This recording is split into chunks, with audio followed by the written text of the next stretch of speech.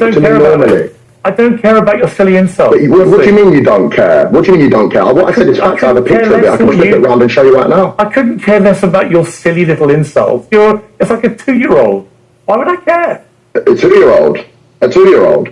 Listen, sir, I don't know why you come on and you talk like you're holier than thou. As soon as you're away, all right, let's this.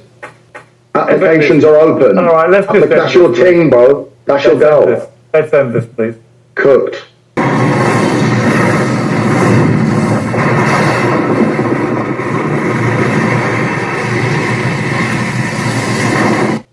You know what? I'm not doing this story, guys. It's pointless. Yo, what's going on, America and the rest of the world? Xander J. Hobson here, comedian, director, and producer of boxing documentaries and troll to those who need trolling. This is another episode of The Devil's Advocate, brought to you by the Brilliant Artist Movement. So anyway, I was checking out Piers Morgan, and Piers Morgan had a ferocious back and forth with a young fella by the name of H.S. Tikky. I believe this young man's government is Harrison Sullivan. And this young man, he's a very interesting young man. And from what I gathered, he's been pretty much following the blueprint of Andrew Tate. Andrew Tate made a fortune on the sex lines, and guys could call in and talk to the girls and they can make money doing that. And this H.S. Tikky fella, he's pretty much following the same blueprint, somewhere in the neighborhood of an Andrew Tate and a Kevin Samuels, except for a British version. Now, this young man, he's also the son of British rugby player Victor Obuga. And I know that rugby is a rough sport, but let me tell you something. This young man, H.S. Tikky, he got a mouth on him, and he pretty much handed Piers Morgan his ass. But is there not more to life to be achieved than rage baiting morons in their DMs, rather than something a little bit more? I hesitate to use words where your fan base will go, "Oh, shut up, granddad, you don't get it." For Piers to ask that question, it shows me that he is completely out of touch with what's going on today. All right. Now, currently, a lot of these young people, they get online, they troll, they rage bait, and they blog. And in some cases, it can be quite lucrative. Hey, that's what's going on now in the 21st century. Some of these young people, they don't have to work a regular job, because all they have to do is pick up their phone, and if they master that phone, that internet, some of these kids are making $500, $1,000, $2,000, and more a week, just rage baiting, trolling, and blogging on their phone. So this is what's going on today. When we were younger and growing up, you had to go get a job at the corner store, you had to clean somebody's backyard, or any one of a number of laborious things to get at a buck. Today, all these young people need is their phone. And in some cases, they can make a fortune. How somebody ends up thinking that the key to life, that the joy of life, the satisfaction of life, comes from rage baiting people in their DM. For me, the main thing in life is making money, being healthy, and enjoying that money with my family and having great experiences. The experiences that I have now, since I've come back from Mother's Day, whatever, with my mum, in the last, 5-6 years since I've been on social media, have been great. And they're the things that I'll be looking back on when I'm 60, 70 years old. The nice dinners, the nice weather, just the nice times that I've shared. So I don't think the beauty of life is rage baiting retards in my comments. But, when I'm sat there... What would you actually want your younger male followers to end up being like? A genuine question. In the Netflix show, what I saw was a guy who says, look, on the one hand, if I had a daughter who did OnlyFans, I'd disown her. And yet you are directly involved in promoting a load of women who are on OnlyFans, right? You're a smart man, right? You wouldn't be in this position if you weren't a smart man.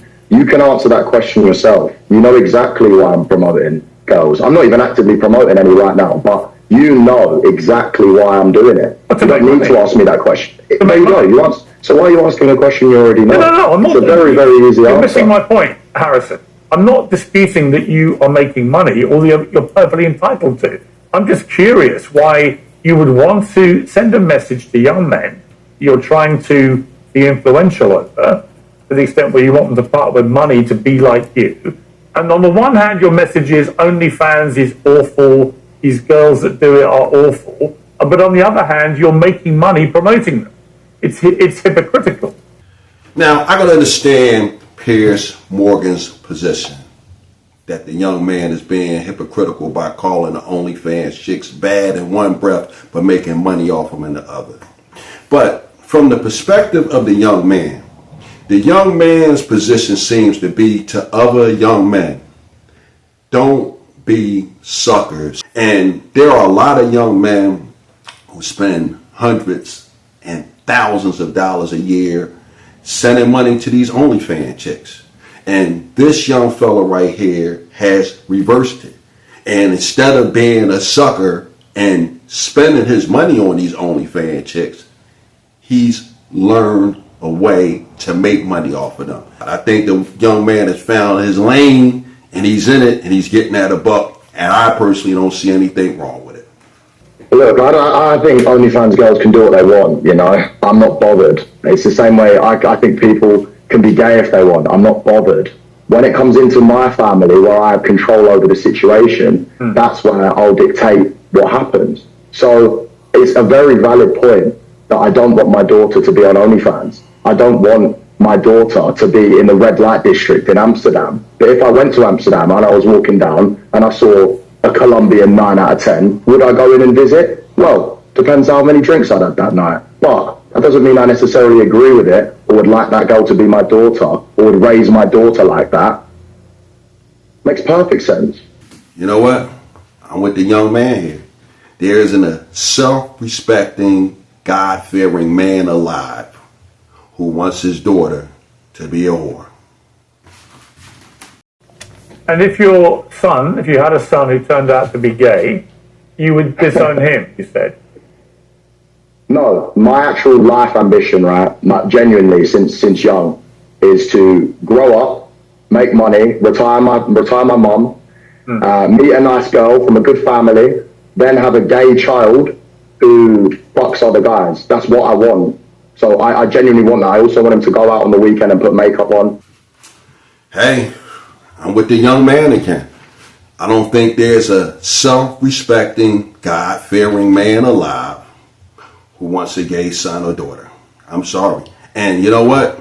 The main reason would be why a man wouldn't want a gay or lesbian child is because we want grandchildren.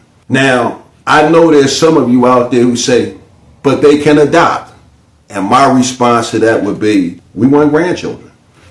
I can hear your fan base cheering you on. I know what you're doing. It's the double down, treble down. In fact, I saw some of your posts on social media before you did this interview. I'm going to own everything. I'm going to double down. Let me just ask you what you said in the documentary. You clearly actually would, by your own admission, disown a son who said they were gay. And yet your mother, you said, hates people that are racist, sexist, homophobic, and so on. Why be so brazenly homophobic? I wouldn't say I'm homophobic. You would disown a child for being gay. That's about as homophobic as it gets. Okay. What do you think homophobia is? I think homophobia would be severely discriminating against gays, and I think that, you know, maybe going around and bullying them or whatever could be considered homophobic. You don't think I don't really your care own what the child would be definition is. bullying them because of their sexuality? I'm not bullying them. I'm not bullying my By child. disowning them? It's not bullying. What is it? Definitely not bullying. What would you call it? You disown your own child for being gay. And why does Piers Morgan believe his beliefs don't constitute bullying? The young man feels how he feels about the situation. He would not want a child who was a member of the LGBTQ community. We're living in a time, if a person does not agree, people will label you a bully or homophobic. Case in point, I don't agree with the LGBTQ agenda, the pronouns, the gender affirming care, the men and women sports. I don't agree with that. But I'm not homophobic. Live and let live. But people have an issue with a person feeling how they feel.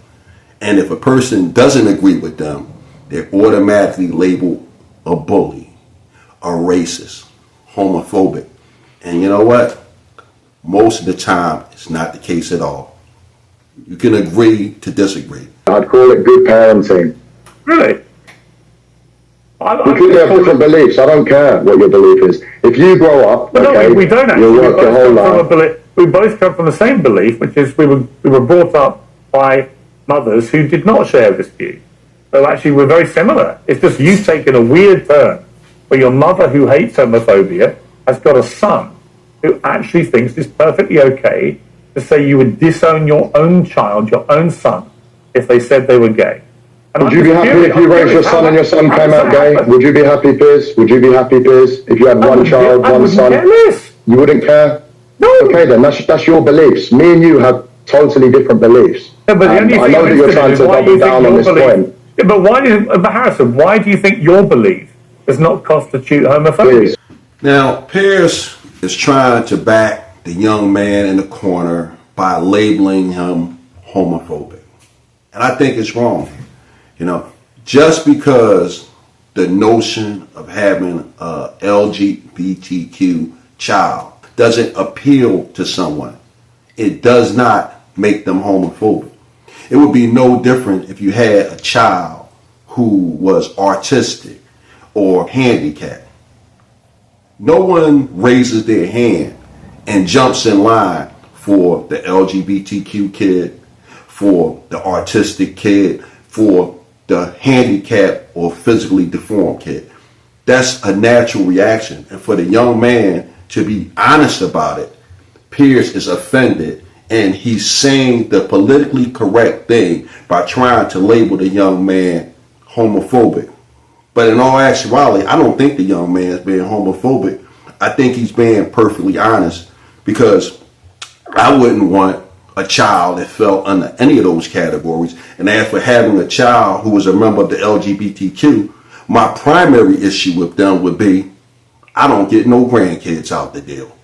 You might not agree with some of my points. I don't agree with some things that you do and the way that you act. That's fine. And I don't need to go into them. But if you want me to, and you want this to turn into something that it doesn't need to be, then we can all have a push and a shove. I'm genuinely interested in how you felt this Netflix show went, and the things that Louis Theroux had you saying on camera. I'm genuinely curious what you think about the way people have responded to it. Honestly, I don't really respect, you trying to come on and say, "Oh, I'm homophobic," and try and really push that point when I wouldn't say I'm homophobic at all.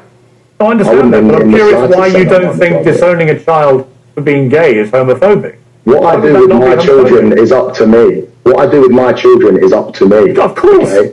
Of course. I don't agree with you going to Epstein's Island and having freak-offs with Ghislaine Maxwell and the rest of them. But I've never been to Jeffrey Epstein's Island. I never met the man, never went to his island. I met Ghislaine Maxwell for 5 minutes at a book club. If you've got any supplementary... Mentioned a lot of times. No problem. A lot of times in there, sir. I have no problem. You're not, I don't think, if I say this very respectfully, I don't think you're very well informed about things like that. Or you wouldn't go there, because it's... Why are you in the files? The great thing about the Epstein files, you can put somebody's name in, and you like to compare me to Tate and Myron and everyone else.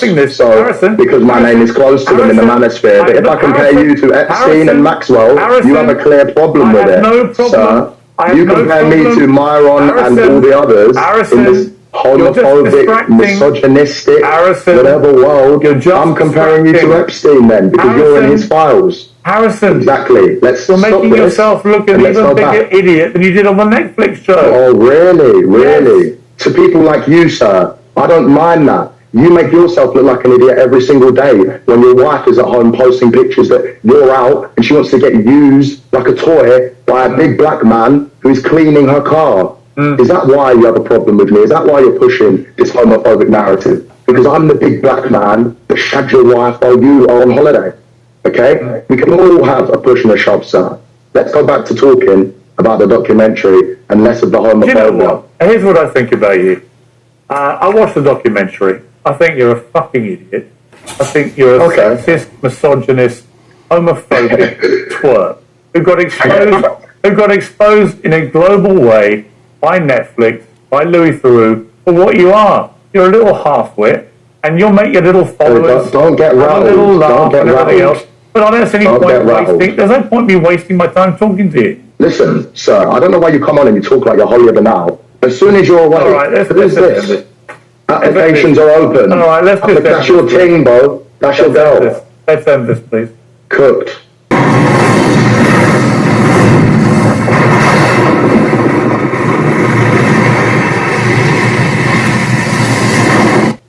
You know what? I'm not doing this. Sorry, guys. It's pointless.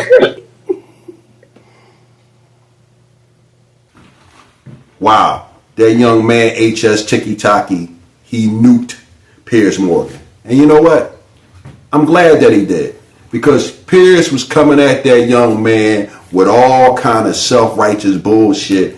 And here it is. He has dirt in his own closet. At the end of the day, you have to learn to stay in your lane. Piers Morgan is a 60-year-old man. He's maybe like about 2 or 3 generations removed from what's going on in 2026. And for him to try to lecture this 24-year-old man about what's going on in 2026 and how he's moving is silly. And what makes it worst of all is Piers got dirt in his own closet, and that young man nuked him over his own dirt. That just goes to show you, you shouldn't throw rocks if you live in a glass house. So this is what I was thinking about, and now that I done thought about it and shared it with you, I'm done with it. Bam!